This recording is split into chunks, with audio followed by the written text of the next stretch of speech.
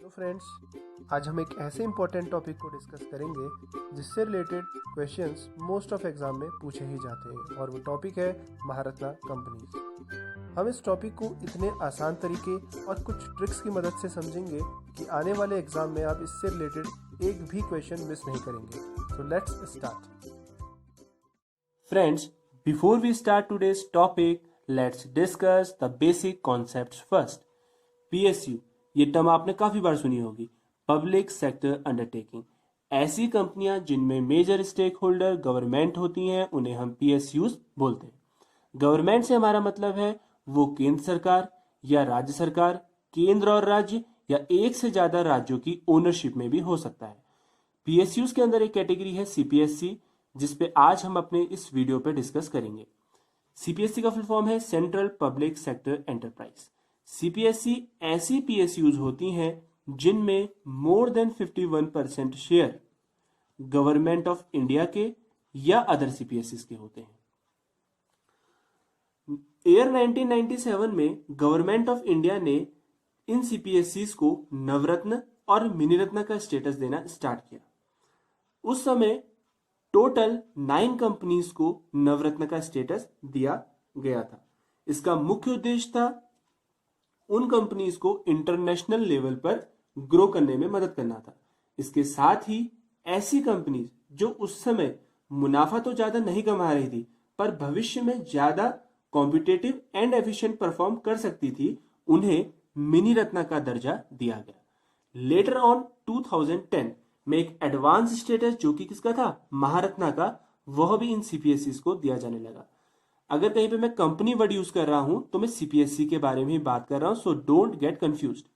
As of now 2020 में अगर 2020 की बात करें तो टोटल महारत्ना के अंदर 10 कंपनीज हैं, नवरत्ना के अंदर 14 कंपनीज हैं, मिनी रत्ना के अंदर 2 कैटेगरी है 1 एंड 2, एंड टोटल कंपनीज है 74।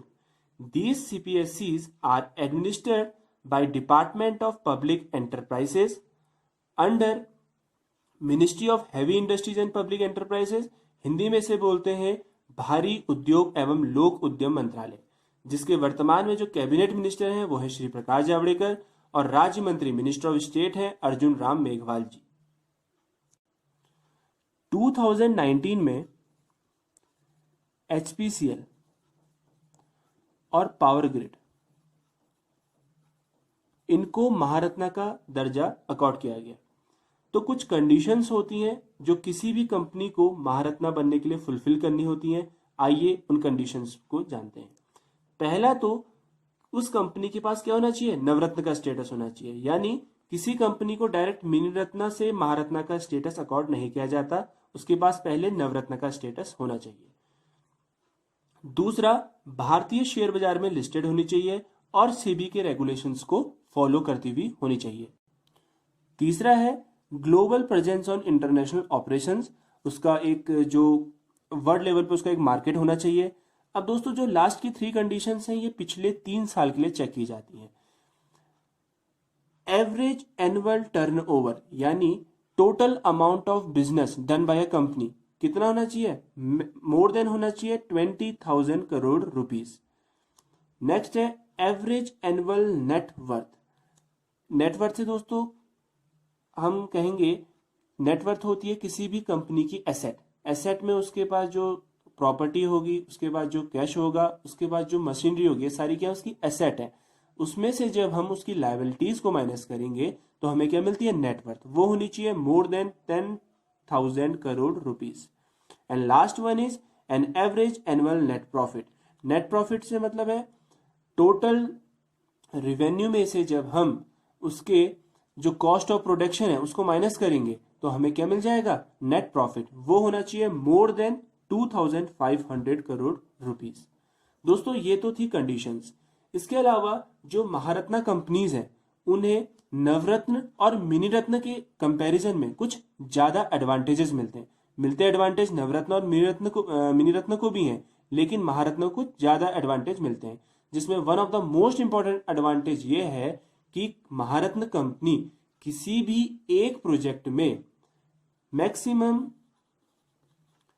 5,000 करोड़ रुपीस या 15% अपनी नेटवर्थ का इन्वेस्ट कर सकती है without the permission of government of India. यानी यहां पे किसकी बात आ रही है? फाइनेंशियल ऑटोनॉमी की, वित्तीय स्वायत्ता की, कि बार बार कंपनी को भारत सरकार से अनुमति लेने की जरूरत नहीं होगी। अगर बात करें, ये तो है एक प्रोजेक्ट की बात है, अगर किसी एक प्रोजेक्ट पे इन्वेस्ट करिए तो मैक्सिमम 15%, अगर एक से ज्यादा प्रोजेक्ट हैं तो कंपनी मैक्सिमम 30% ऑफ नेटवर्थ का without the approval of government of India invest कर सकती है। फ्रेंड्स, अब आप ये तो जान चुके होंगे कि टोटल जो कंपनीज है महारत्ना के अंदर, या महारत्ना कंपनीज का कितनी है? 10 है। तो अब एग्जाम पॉइंट ऑफ व्यू से बात करें तो महारत्ना कंपनीज के नाम, उनके हेडक्वार्टर्स, उनका ईयर ऑफ एस्टेब्लिशमेंट पूछा ही जाता है। मैक्सिमम एग्जाम्स में ये क्वेश्चन पूछा ही जाता है। तो मैं इसके लिए आपको एक ट्रिक दूंगा। ये ट्रिक आपको बस क्या है, कॉन्सेंट्रेट होकर यहाँ पे फोकस करना है। वीडियो के एंड में ये आपके दिमाग में होगी। तो देखिए दोस्तों, यहाँ पे लिखे हैं 10 अल्फाबेट्स। अब इन अल्फाबेट्स को एक कहानी के माध्यम से आपको याद कराने की कोशिश करता हूं। 2 फ्रेंड थे, राजा और हिंदुस्तानी। इलेक्शन का टाइम था, तो हिंदुस्तानी ने राजा से पूछा, यार भाई राजा बताओ यार, इस बार इलेक्शन होने वाले हो, आप किसको वोट दे रहे हो? तो राजा ने हिंदुस्तानी को जो रिप्लाई किया उसी को आप सुनिएगा। तो राजा ने कहा, SO, इंग्लिश के सो वर्ड से बनना है, सो आई भाई, हिंदुस्तानी नहीं चाहिए बेपरवाह गंदी पावर। यहां पे मेंशन किया इंग्लिश हिंदी बोथ, आप यहां पे देखिएगा क्या कहा, सो आई भाई, हिंदुस्तानी नहीं चाहिए बेपरवाह गंदी पावर। ये जो अल्फाबेट्स हैं, ये कंपनीज के जो स्टार्टिंग वर्ड है उनसे, जो उनके स्टार्टिंग अल्फाबेट है उससे ही कोरिलेट करें मैंने। तो SAIL steel authority of India limited, ONGC oil and natural gas corporation limited, IOCL Indian oil corporation limited, BHEL Bharat heavy electricals limited. This is not BEL, BEL is Bharat electronics limited. And BEL जो है वो नवरत्न company है, ये भेल की बात है, ये एक है महारत्न कंपनी है। HPCL Hindustan petroleum corporation limited, NTPC national thermal power corporation limited, coal India limited, Bharat petroleum corporation limited, GAIL gas authority of India limited, and last one is power grid. ये तो थे कंपनीज के नाम। अब इनके जो एस्टेब्लिशमेंट ईयर है वो कैसे याद रखें? तो पहले आपको स्टार्ट करना है कहां से? सेल से। तो 1954 इसका एस्टेब्लिशमेंट ईयर है। अब कैसे याद रखेंगे, आपको एक क्लू देता हूं। भारत सरकार ने भारत रत्न देना स्टार्ट किया था कब से दोस्तों? 1954 से। तो आपको यहां पे याद रखना है कि जो भारत रत्न में भारत रत्न दिया जाता है वो सेल ने ही बना के दिया था। तो दोनों का एस्टेब्लिशमेंट ईयर क्या है? 1954। तो आपके यहां पर से 2 क्वेश्चन तैयार हो जाएंगे कि सेल की एस्टेब्लिशमेंट कब है? 1954। अब आ जाइए लास्ट में पावर ग्रिड पे। आप लोग जानते ही हैं सचिन तेंदुलकर को हम क्रिकेट की पावर जानते थे। तो सचिन क्या है? क्रिकेट की पावर थे। तो सचिन ने अपना इंटरनेशनल जो ODI और टेस्ट डेब्यू किया था वो किया था 1989 में। कब किया था? 1989 में। तो पावर, पी से पावर ग्रिड 1989। अब इसके हेडक्वार्टर की बात करते हैं। और सचिन को आजकल की जो जनरेशन खेल रही है या जो खेलेंगे बच्चे कल को, वो लोग क्या मानते हैं? उन्हें अपना गुरु मानते हैं। तो उसका जो हेडक्वार्टर है वो है गुरुग्राम।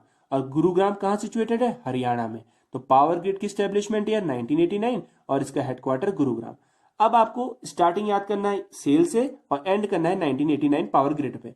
इसके बीच के ही अब मैं आपको कैसे याद करवाता हूं, आप ये देखिएगा।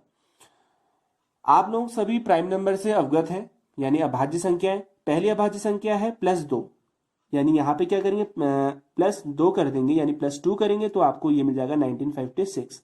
नेक्स्ट प्राइम संख्या है 3, यहाँ पे +3 करेंगे तो आपको मिल जाएगा 1959। नेक्स्ट प्राइम संख्या है 5, तो यहाँ पे आपको +5 करना है तो मिल जाएगा 1964।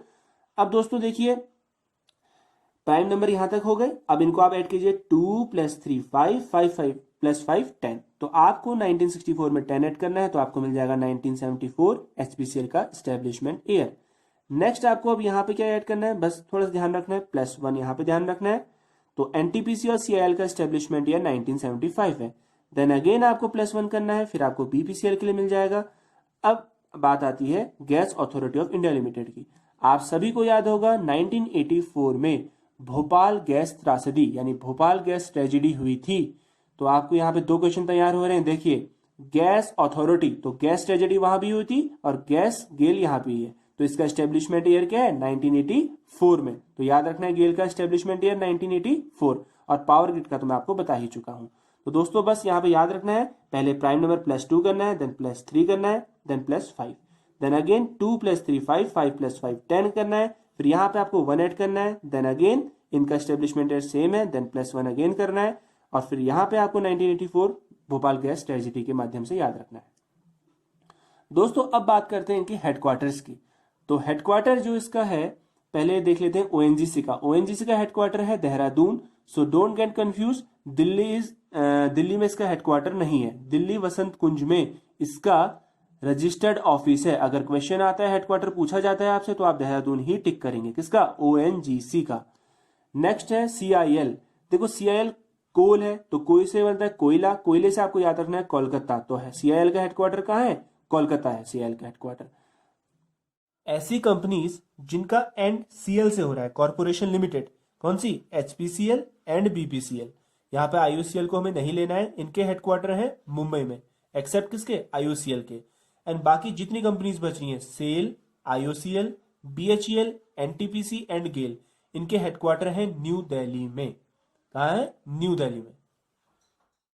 आई होप आपको ये टॉपिक समझ आया होगा। ऐसे ही इंटरेस्टिंग और ट्रिक्स भरे वीडियोस के लिए हमारे channel unique way of learning को शेयर एंड सब्सक्राइब करें। Thanks for watching. जय हिंद,